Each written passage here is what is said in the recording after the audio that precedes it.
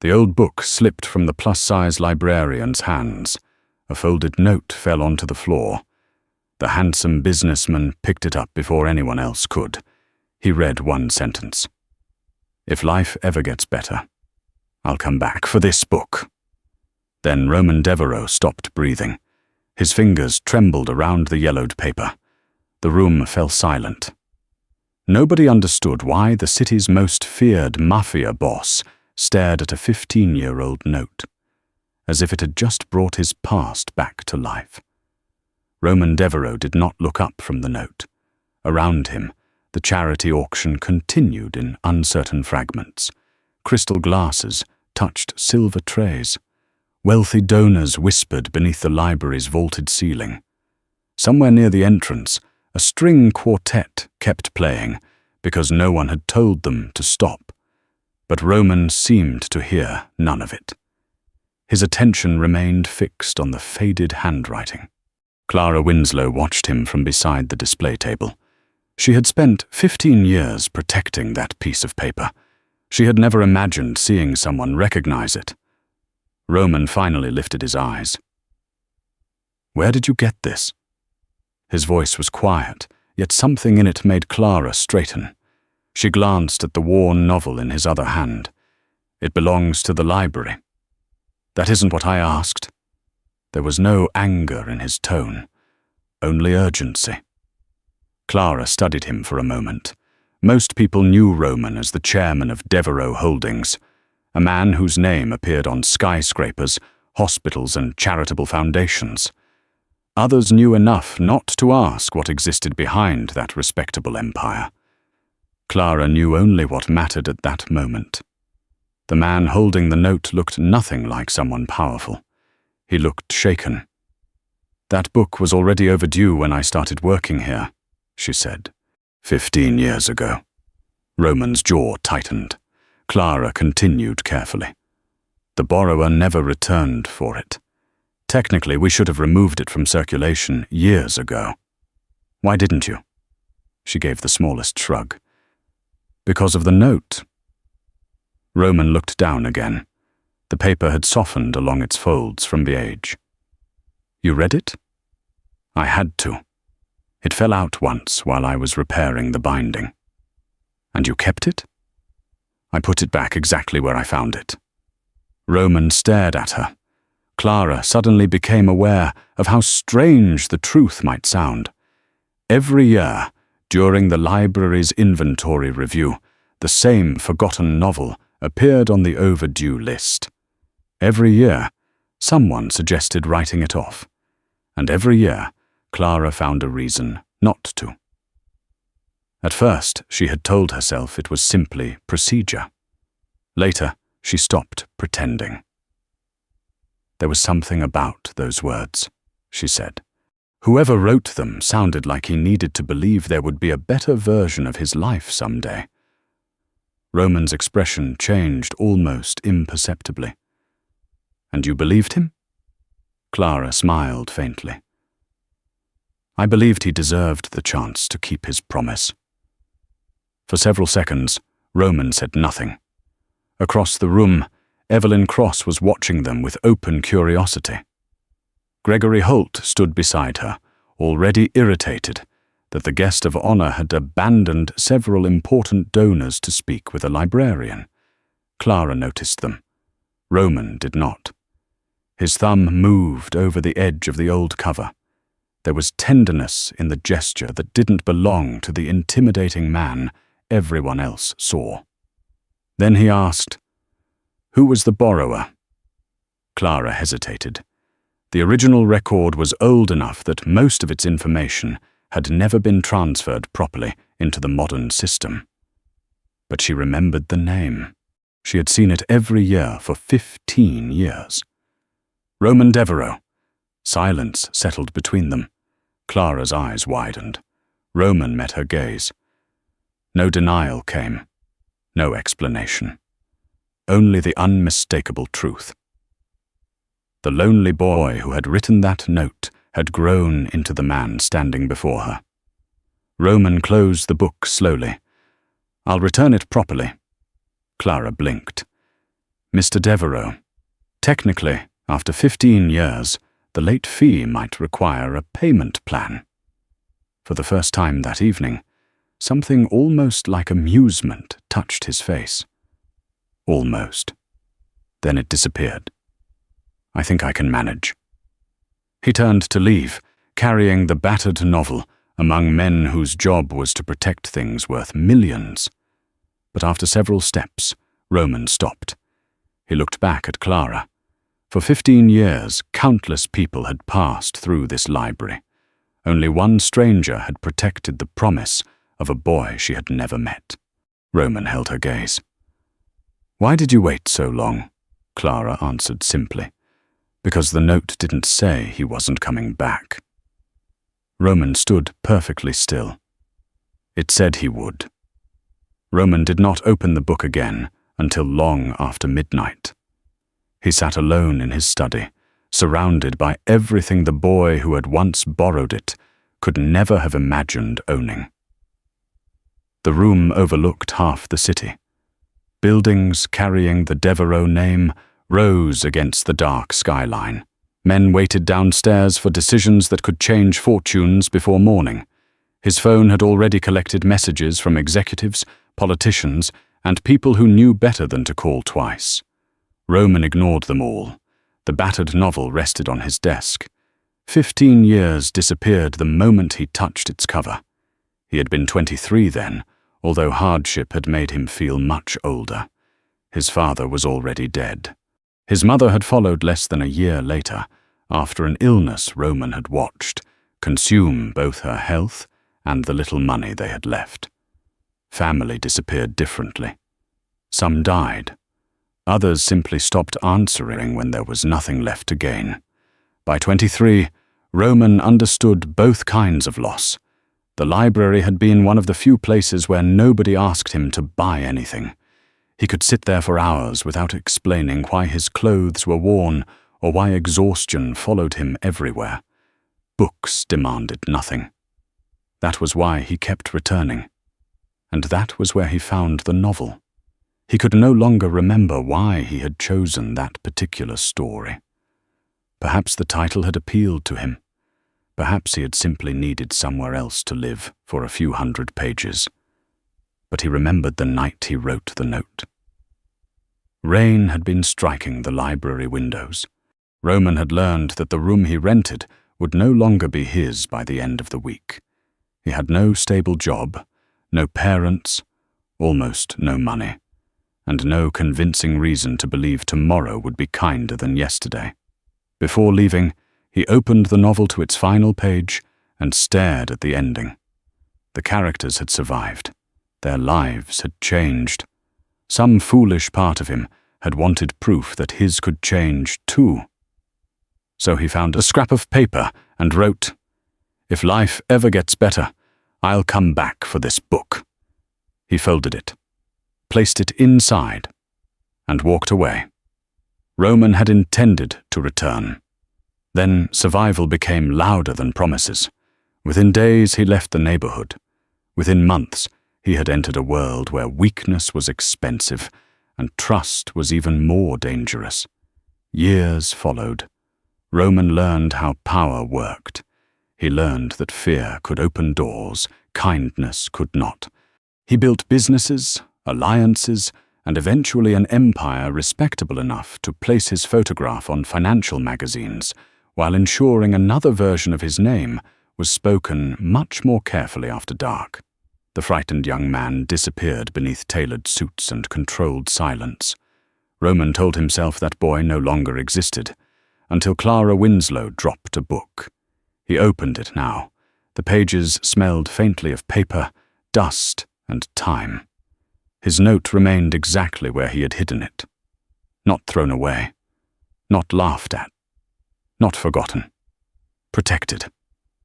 Roman leaned back and closed his eyes. Of all the people who had entered his life since then, how many had stayed because they expected something from him? Money, protection, influence, access. Fear had purchased loyalty more efficiently than affection ever had. Yet somewhere across the city, a librarian who did not know his face had spent 15 years protecting the promise of a penniless stranger. That realization disturbed him more deeply than any threat ever had. A knock sounded. His longtime security chief opened the study door only after Roman gave permission. "Everything all right?"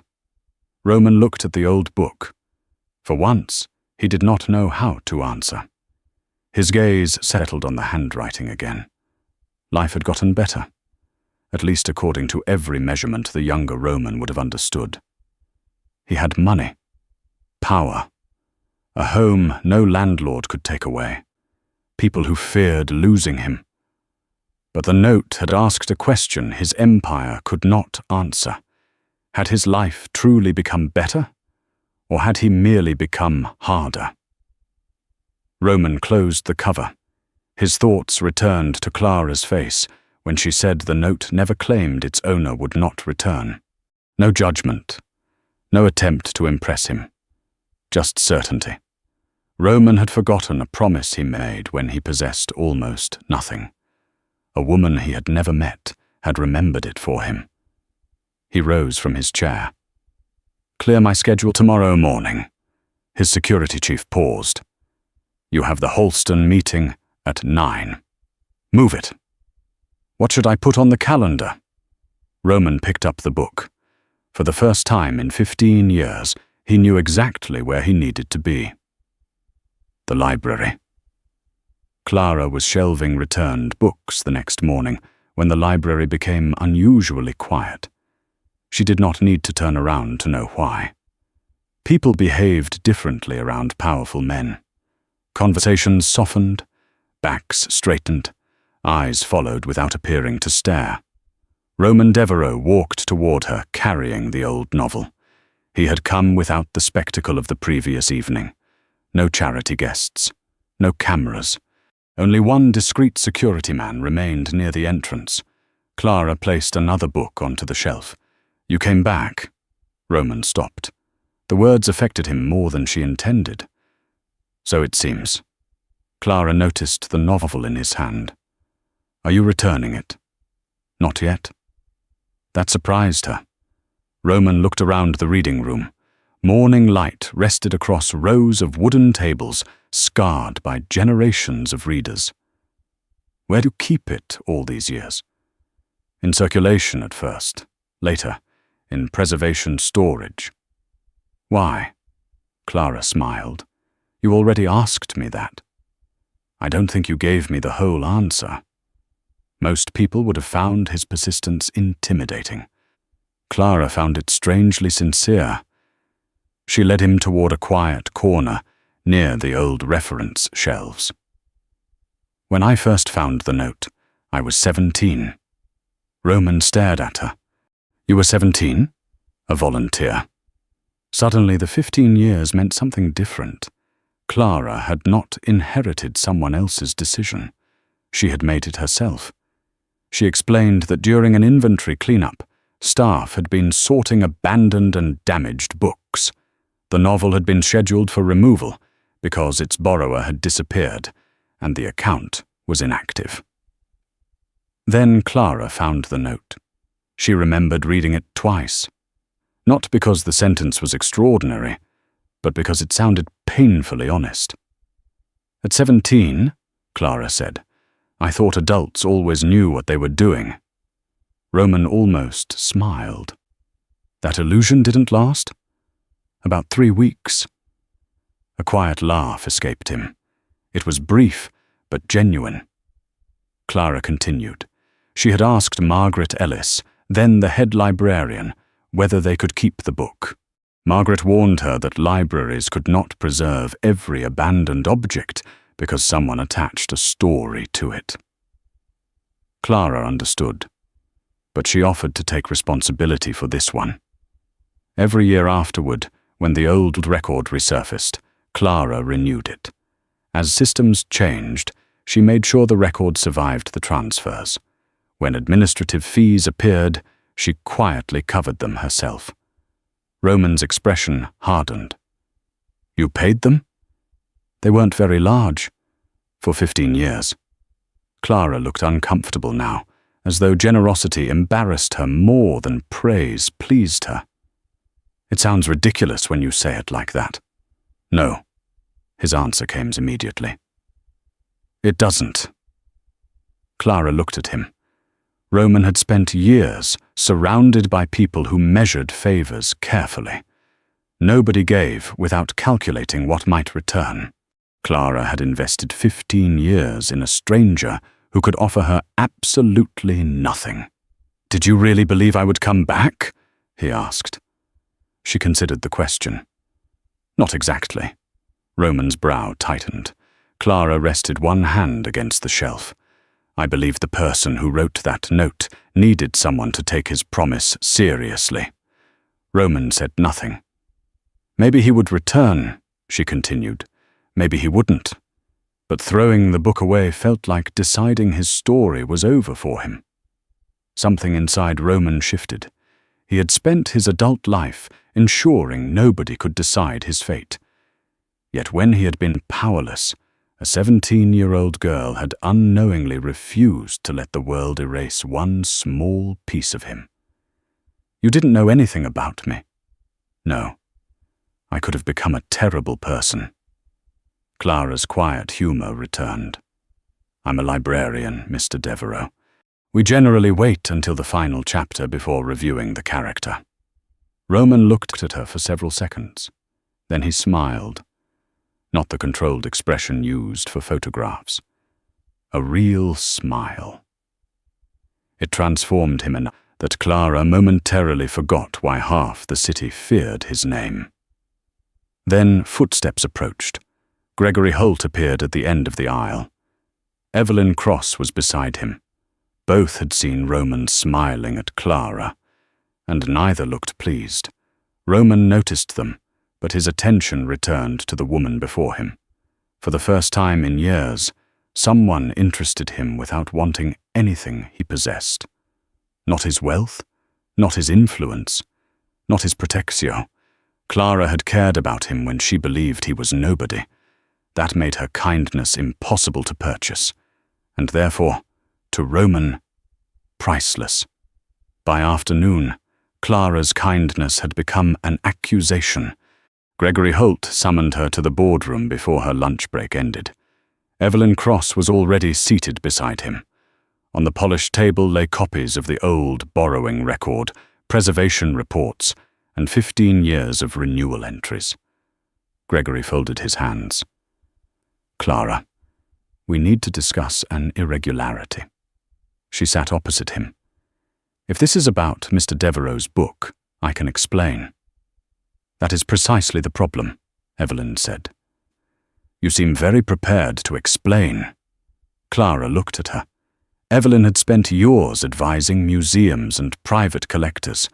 She understood the value of rare objects, wealthy donors, and proximity to powerful men. What she did not understand was why Roman Devereux had ignored an entire room of influential people for a librarian. The book should have been removed from the system years ago, Gregory said. Instead, you repeatedly interfered with its status. I preserved it, without authorization, with Margaret Ellis's knowledge. Margaret retired 8 years ago. That doesn't make those years disappear. Gregory's expression tightened. Clara understood what was happening. This was no longer about a book. For months, she had opposed Gregory's proposal to sell portions of the historic collection to private investors. She believed public books belonged where the public could reach them. Gregory considered her resistance inconvenient. Now he had found a weakness. Evelyn leaned forward. And then, quite remarkably, the forgotten borrower turns out to be Roman Devereux. Clara remained still. What are you suggesting? I'm suggesting 15 years is a very long time to maintain an unauthorized record. It is, and a very convenient story. Clara's cheeks warmed, but her voice remained level. You believe I somehow knew a broke 23-year-old library patron would become one of the wealthiest men in the city. Evelyn did not answer directly. Instead, she smiled. I believe people become creative when powerful men notice them. That hurt more than Clara expected. Not because she cared what Evelyn thought of her, because something private and decent had been turned into something cheap. Gregory slid a document across the table. Until we complete an internal review, you'll be temporarily removed from preservation duties. Clara looked at the paper. 15 years of work reduced to a paragraph. Am I suspended? Not presently. Then I'll return to the circulation desk. Her calmness unsettled them. Evelyn had expected embarrassment. Gregory had expected fear. Clara gave them neither. She stood. If you investigate the records, investigate all of them. Gregory frowned. What does that mean? It means don't stop when you find something that supports the conclusion you already want. Then Clara left. She made it halfway down the corridor before allowing herself to breathe deeply. For the first time, doubt entered. Perhaps she had been foolish. Perhaps keeping one forgotten book for 15 years had crossed some invisible professional line. But she knew why she had done it, and she refused to be ashamed of that. By evening, whispers had spread through the library. Some staff avoided mentioning the investigation. Others became excessively kind, which somehow felt worse. Then Roman arrived. He immediately noticed Clara behind the circulation desk, instead of among the historic collections. What happened? Internal review. His face changed. Because of the book? Clara hesitated. That's part of it. Who? The single word carried enough coldness to remind her exactly who Roman was. Clara met his eyes. No. Roman paused. No. I know what people say about you, Mr. Devereux, and I know you're accustomed to solving problems. His expression became unreadable. But this one is mine. They're attacking your integrity because of me. Then let them examine my integrity. Roman stepped closer. You don't have to face this alone. Clara's voice softened. There's a difference between standing beside someone and fighting their battle for them. For a moment, neither moved. Roman understood. Respecting Clara meant resisting the instinct to destroy every obstacle placed before her. So he nodded. But when he turned toward the boardroom, there was something dangerous in his composure. He would not silence Gregory Holt. He would not threaten Evelyn Cross. He would do something neither expected. He would let the truth speak, and make certain the entire city heard it. The investigation was scheduled for Friday morning. By 9 o'clock, every seat in the library boardroom was occupied. Gregory Holt sat at the head of the table, with 3 board members beside him. Evelyn Cross had been invited as an outside collections advisor. Clara sat alone at the opposite end. Roman stood near the back. He had refused a chair. His presence made everyone aware that whatever happened inside that room would not remain a small administrative matter. Gregory opened a folder. Our concern is straightforward.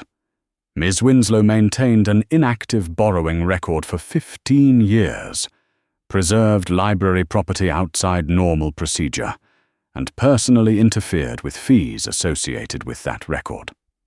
Clara listened without interruption. Gregory continued. The question is whether those actions constitute professional misconduct. They do not. The voice came from the doorway. Everyone turned. Margaret Ellis walked into the room carrying an old archival box. At 71, the retired head librarian moved more slowly than Clara remembered, but her eyes remained sharp. Clara stood. Margaret. Margaret smiled at her. You didn't think I'd let you take all the blame for something I approved, did you? Gregory's expression darkened. This is an internal board proceeding. and I was head librarian when the relevant decisions were made. Margaret placed the box on the table. So perhaps you should investigate the history before rewriting it. She removed several folders. The first contained inventory reports from 15 years earlier. The second held handwritten authorization forms. The third contained receipts. Dozens of them.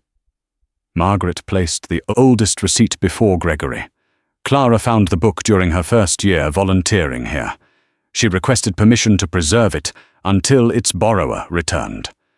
Gregory examined the document. This only authorizes temporary preservation. Correct. Margaret produced another. So I renewed the authorization. Then another. And again. The records continued across the table, year after year. Different forms, different administrative systems, the same book, the same borrower, the same young librarian refusing to let the record disappear. Evelyn crossed her arms. That still doesn't explain the fees. Margaret looked at Clara. No, those were her idea. She opened a smaller envelope. Inside were payment receipts carrying Clara Winslow's name. The room became silent. Whenever an administrative penalty threatened to force the book from the active system, Clara had paid it herself. $5, $8, $12, small amounts individually. 15 years of them together. She never charged the library, Margaret said. She never claimed reimbursement, and she never knew who Roman Devereux would become. Evelyn's face tightened. That cannot be proven. Roman finally moved. He walked toward the table and placed the battered novel beside the records. Yes, it can. Every eye turned toward him. When I borrowed this book, I had no company, no influence, no money worth mentioning. His voice remained controlled. I was a young man who had recently buried his family and had no idea where he would be living the following month. Clara looked at him. Roman had never spoken so openly about that part of his life, especially not in front of strangers. He picked up the old note. This handwriting is mine. Nobody interrupted. I wrote this because I needed to believe my circumstances were temporary. Then I left and forgot about it. His eyes shifted toward Clara. She didn't. Gregory cleared his throat. Mr. Devereux, nobody is questioning your history. No, you're questioning hers. The room went still. Roman could have threatened Gregory. Everyone knew it. Instead, he did something more devastating. He pointed to the documents. You have 15 years of records, signed authorizations, receipts, a retired head librarian willing to testify. Yet you chose suspicion before evidence. Gregory's face reddened. Roman's voice never rose. That is not an investigation. That is a conclusion looking for permission.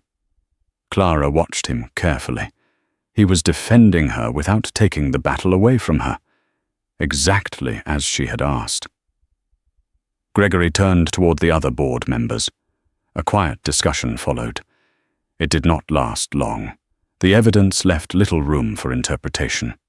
Clara had violated no policy under the procedures authorized during Margaret's tenure. Her preservation privileges were restored immediately. But Margaret was not finished. She pulled one final folder from the box. These are Gregory Holt's proposed sale documents. Gregory froze. Clara looked up. Margaret continued. The same historic collection, Ms. Winslow has repeatedly argued should remain publicly accessible.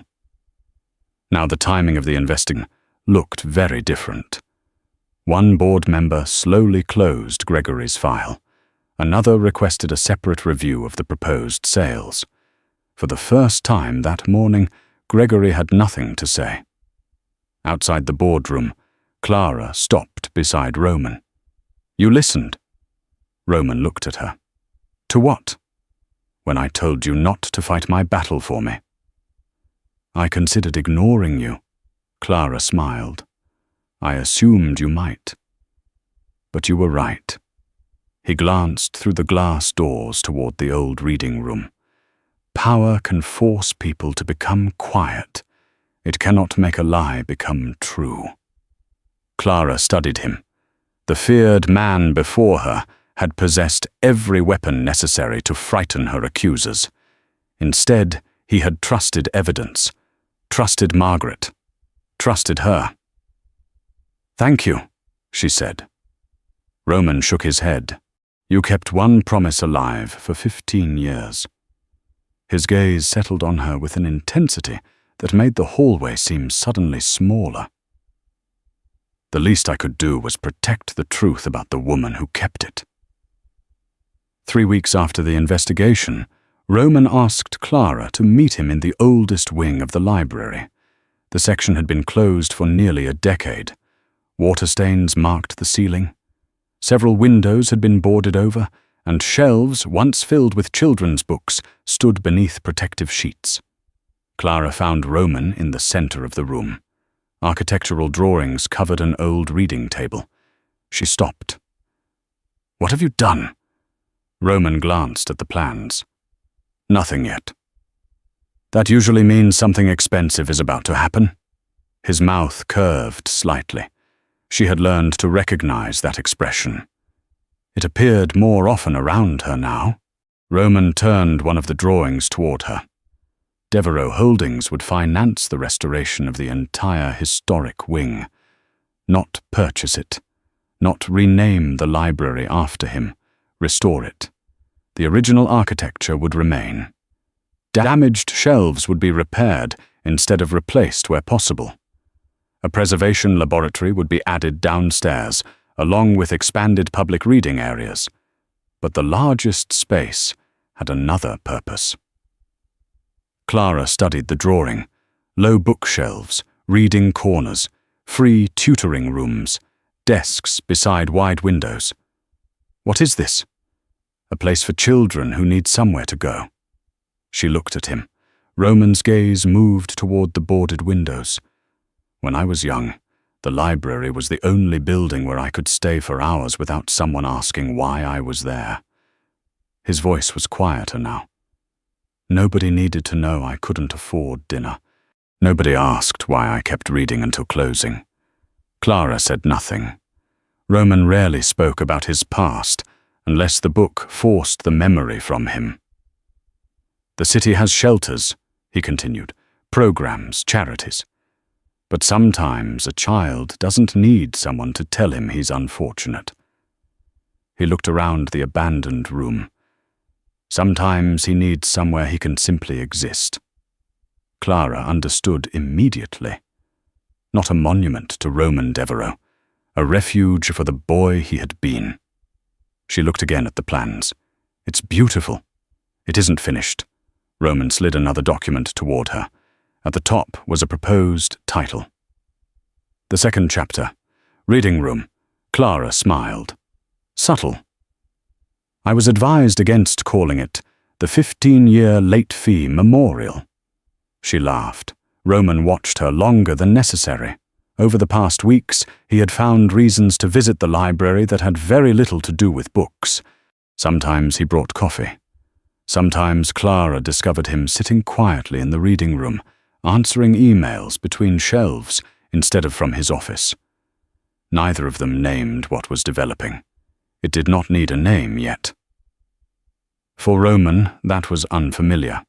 He had built his life by deciding quickly what things were worth and acting before anyone else could. Clara could not be approached that way. Her trust was not something to acquire. It had to be earned slowly. Roman tapped the final page of the proposal.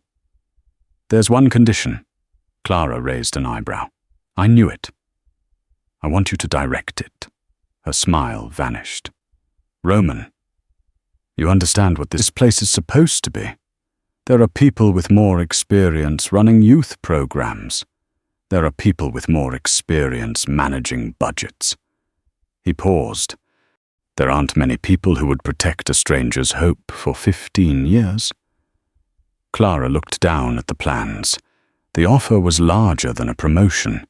It was the opportunity to build the kind of space she had always believed a library should be, but she also knew what people would say. You realize this will look like favoritism. Then don't accept because I asked. Roman's answer surprised her.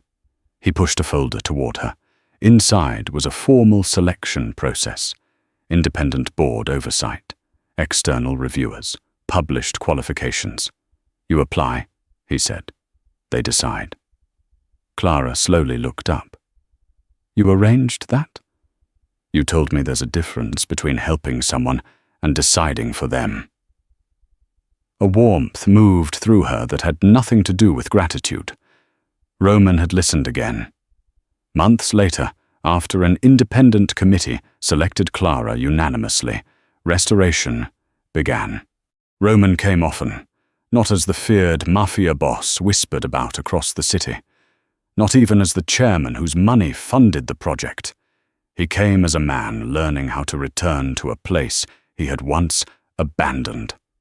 On the day workers removed the boards from the largest window, sunlight poured into the forgotten room. Clara stood beside him as dust shimmered in the light. Roman held the old novel. I used to sit over there. He pointed toward a corner. Clara imagined him younger, alone, reading until someone announced closing time. Without thinking, she touched his hand. Roman went still. Her fingers remained there. No dramatic confession followed. No hurried kiss. Neither needed one.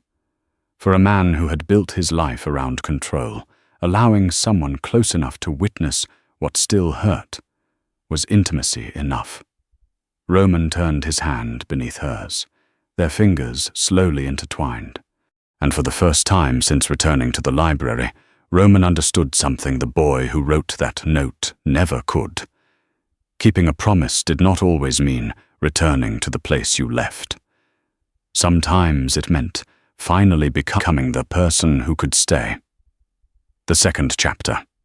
Reading room opened on a quiet Saturday morning. Roman could have turned the occasion into a spectacle. He could have invited reporters, politicians, donors, and every executive who wanted to shake his hand in front of a camera. Instead, at Clara's request, the first guests were children. By noon, every new table was occupied. Some read, some drew. One little girl sat beneath a window with a book almost too large for her lap. Roman watched from the doorway. There had been a time when rooms like this were the closest thing he had to safety. Now children entered without knowing who paid for the shelves or repaired the roof. Clara had insisted that was exactly how it should be.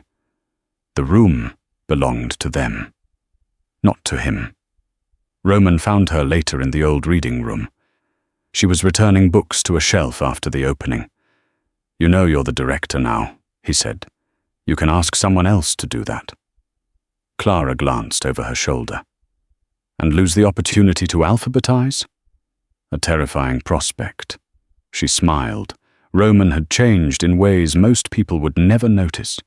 He still commanded rooms without raising his voice. Men still became cautious when his name appeared on their phones. But Clara knew the smaller changes. He no longer sat with his back to every wall. He occasionally laughed, without immediately controlling the sound. He had started reading again. Not business reports, books. Sometimes he even returned them on time. Usually. Clara slid the final volume into place. Roman held the old novel in his hand. She recognized it immediately. You still haven't returned that. I was waiting. For what? Roman looked toward the table where, 15 years earlier, a desperate young man had written a promise to himself. For the right ending. Clara became quiet. Roman opened the book. The folded note remained on the final page. I spent most of my life believing survival was enough, he said. Clara listened. When you lose enough people, you learn not to build your life around anything that can leave. There was no self-pity in his voice, only recognition. So I built things instead. Companies, property, influence. Things you could control. Yes. His eyes met hers.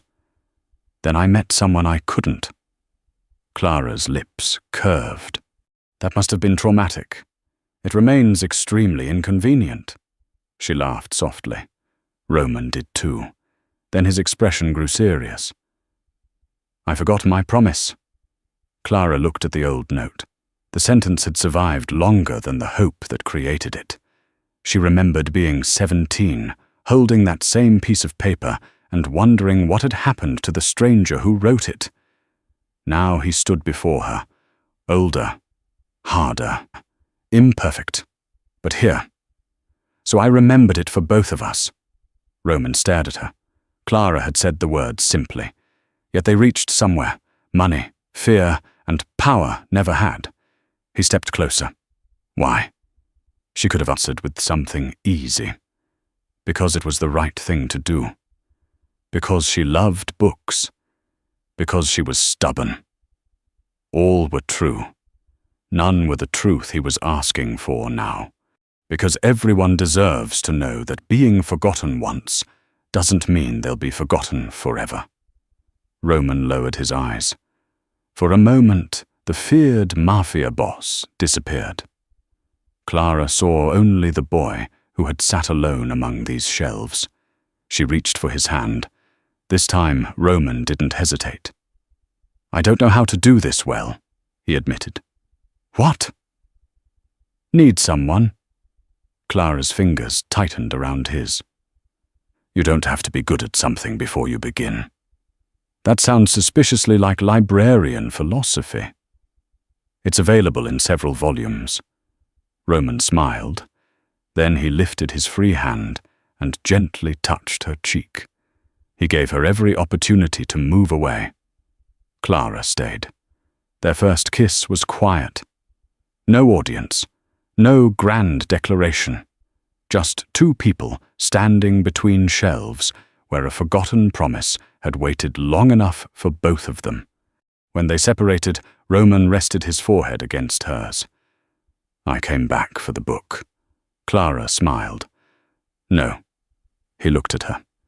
You came back because the person who wrote that note was still somewhere inside you. Roman considered that. And if I want to stay? Her answer came softly. Then stay. Outside the room, children turned pages beneath the restored windows. Inside it, Roman finally understood that his story had never ended when he walked away 15 years ago. Someone had simply been holding his place. 1 year later, the second chapter reading room no longer looked new. That was exactly how Clara wanted it. The chairs had scratches, the tables carried pencil marks, hundreds of books had been borrowed, returned, recommended, argued over, and borrowed again. On a rainy afternoon, Roman stood beside Clara at the circulation desk, while a nervous boy approached carrying a library card. He could not have been older than 11. In his hands was the first book he had ever checked out. Clara scanned it. You have 3 weeks. The boy nodded solemnly. And if I'm late? Roman looked at Clara. She fought a smile. We have some experience with that. The boy tucked the book beneath his arm and hurried toward the doors.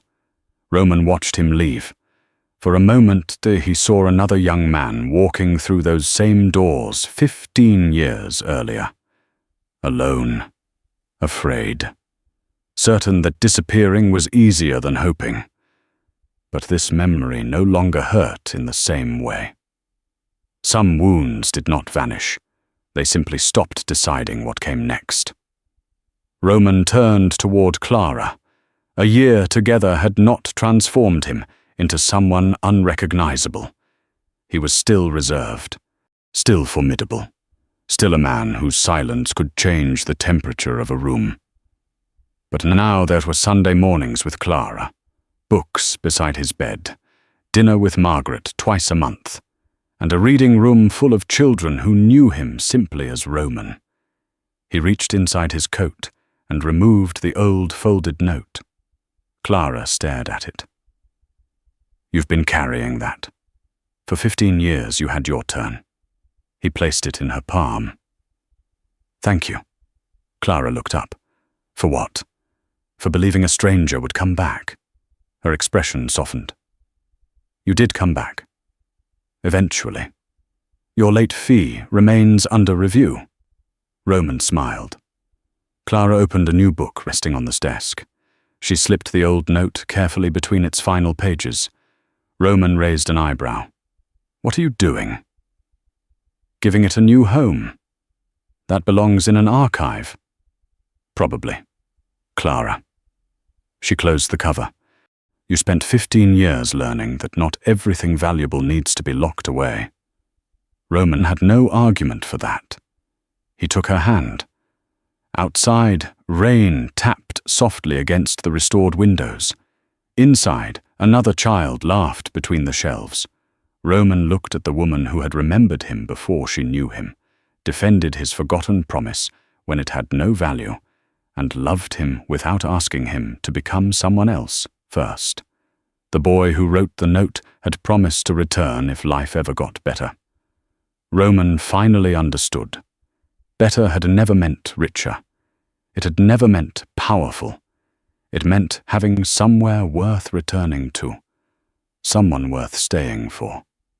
He kissed Clara softly, and somewhere inside, a new book, an old promise, waited on the final page. Not because their story was over, but because, after 15 years, they were finally ready to begin the next chapter.